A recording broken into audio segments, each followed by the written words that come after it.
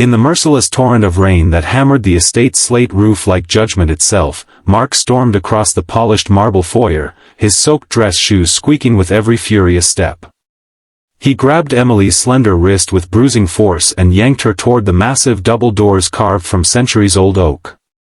"You're finished here," he bellowed, voice cracking the air like lightning. "Take your worthless junk and get the hell out of my house, tonight."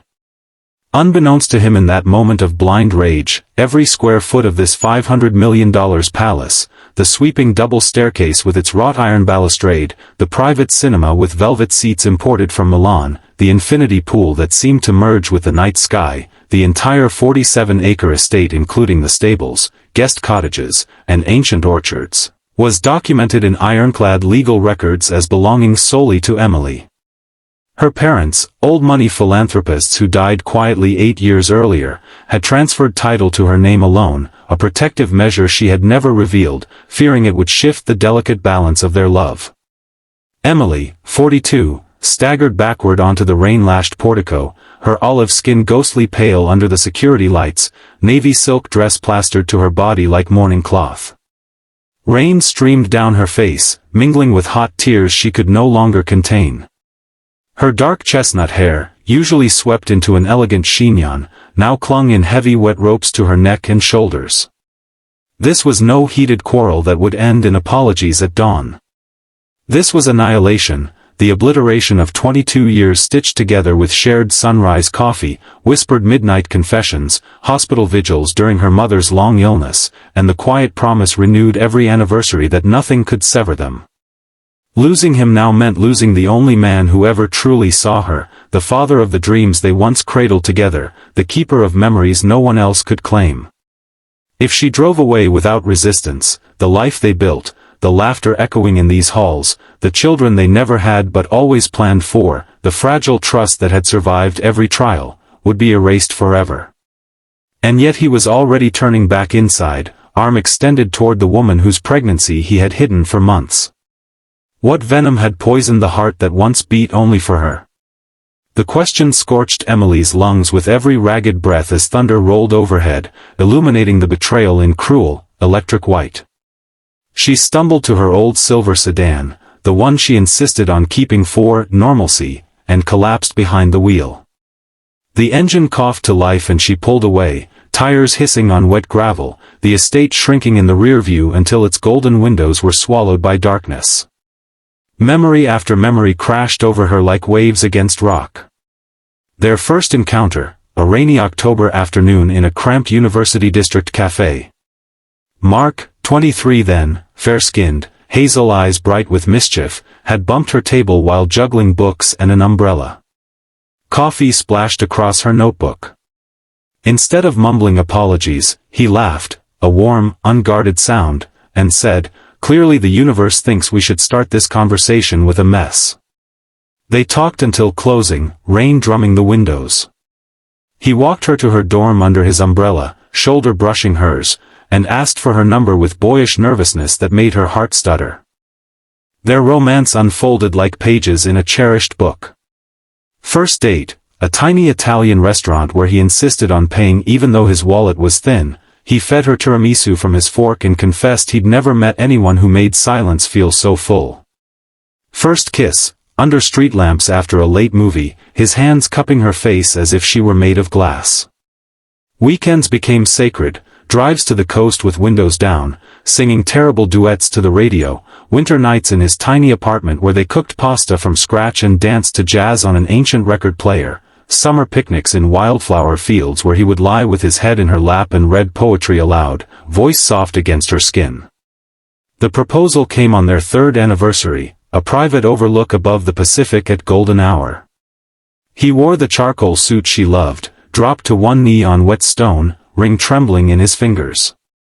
"Emily," he said, voice thick, "you make every ordinary moment feel like destiny. Marry me. Let me spend my life trying to deserve you." She cried yes before he finished the sentence. Now those vows lay shattered on the rain-soaked driveway behind her. At the estate, Mark guided Sarah inside with reverent care. Sarah, 30, light-skinned with honey-blonde waves and wide blue eyes, wore an ivory cashmere maternity sweater and soft leggings that cradled her 5.5-month bump. She gasped softly at the grandeur, crystal sconces throwing diamond patterns across walls, fresh lilies scenting the air, the distant chime of a grandfather clock marking midnight.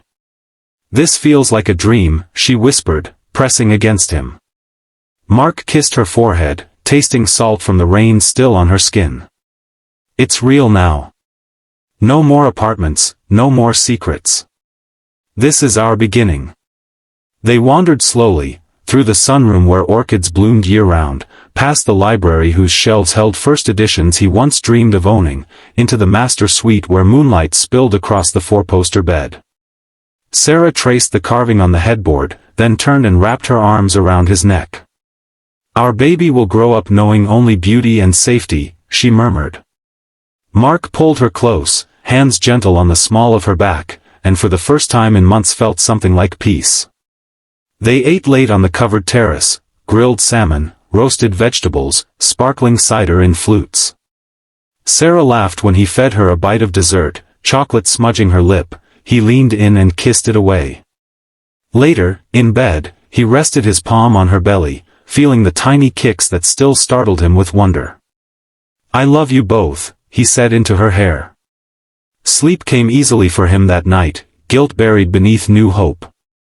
Emily did not sleep. In a roadside motel whose neon sign flickered like a dying heartbeat, she sat on the edge of the bed staring at the wall. She replayed every recent sign she had ignored, his sudden, late meetings, the way he flinched when her hand brushed his phone, the growing silences at dinner. One memory cut deepest, the night her father died. Mark had held her for hours while she sobbed, rocking her like a child, promising, "I'm here. I'll always be here." How could that same man now erase her? At first light she showered, dressed in jeans and a cream cable knit sweater, and drove to Mr. Hargrove's downtown office. The lawyer greeted her with quiet sorrow. Over strong black coffee he laid out the documents she had never fully read. "Your parents created an irrevocable trust. The estate passes only to you. Any spouse proven to have committed adultery forfeits all community property claims, permanently." Emily's olive fingers tightened around the coffee cup until her knuckles whitened. "I never wanted to use this against him." Mr. Hargrove's voice softened. "Then don't. But understand, he's already redecorating your home for another woman. Time is not your ally." As she left the building her phone vibrated. Unknown number, the walls remember everything. Some secrets cut deeper than deeds. Watch who you let inside. Her pulse spiked. Someone new. Someone inside the estate, perhaps. Weeks slid past in parallel worlds. Mark and Sarah painted the soon-to-be nursery pale sage and butter yellow. They shopped for cribs online, laughed over tiny socks, planned a quiet home wedding in the rose garden. Evenings were tender, slow dances in the ballroom to scratched vinyl, his cheek against hers, her belly pressed between them, late-night talks on the terrace swing while fireflies drifted like living stars. Yet small dissonances grew.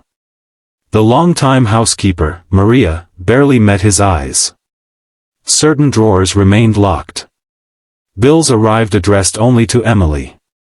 He dismissed them as clerical errors.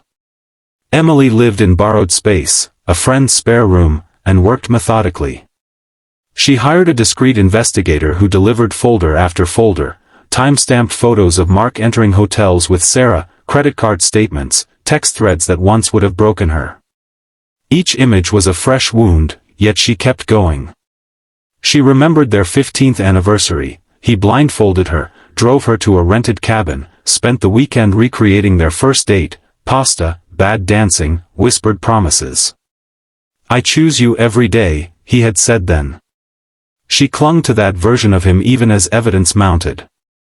Then came the afternoon that fractured everything.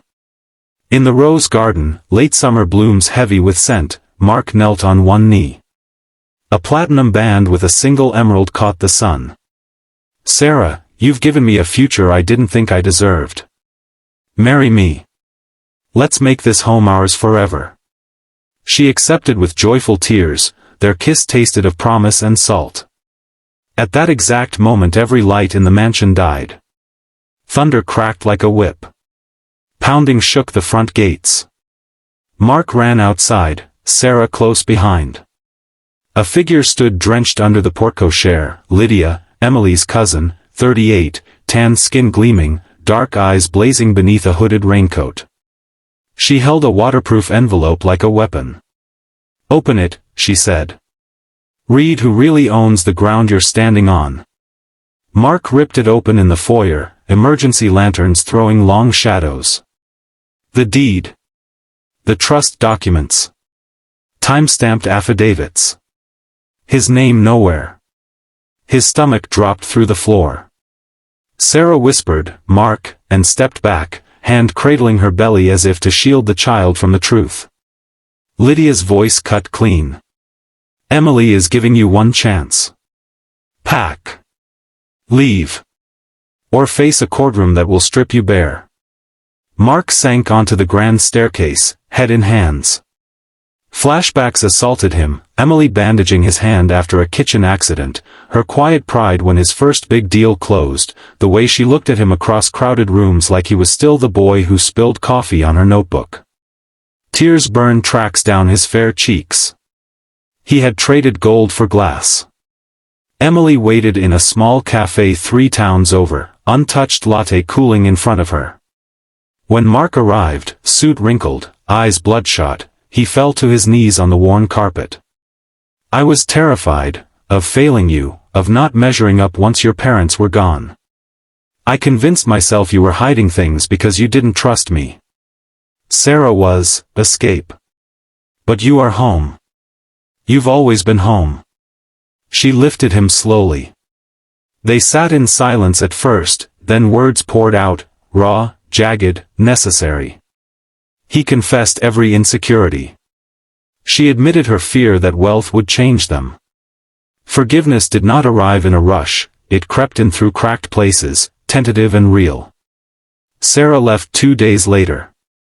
A simple note on the kitchen island, "I thought I was building something new.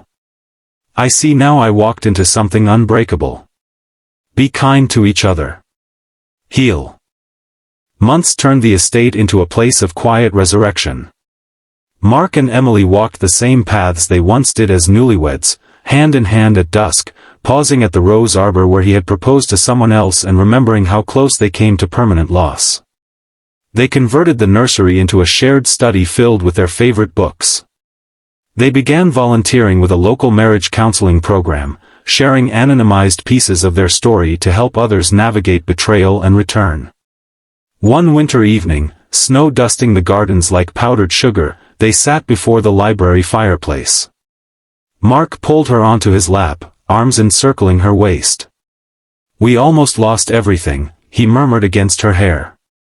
"But we chose each other again, deliberately, painfully, completely. That choice is worth more than any deed." Emily turned, cupped his face, olive skin warm in the firelight.